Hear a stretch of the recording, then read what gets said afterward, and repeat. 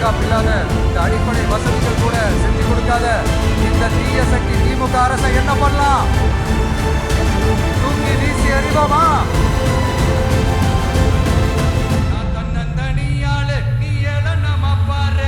எதுக்கு இப்ப அங்கே இங்க சுத்திக்கிட்டு நம்ம ஊருக்கே வருவோம், நம்ம திருச்சிக்கே வருவோம். இங்க ஒரு மந்திரி இருக்கிறாரு, நகராட்சி துறையில வேலை வாங்கி தரதா சொல்லி கோடிக்கணக்கான பணத்தை லஞ்சமா வாங்கிக்கிட்டு தகுதியானவங்களுக்கு எல்லாம் வேலை வாய்ப்பு கிடைக்காத அளவுக்கு பண்ணிருக்கிறாரு. இதெல்லாம் எவ்வளவு பெரிய ஒரு ஏமாத்து வேலை.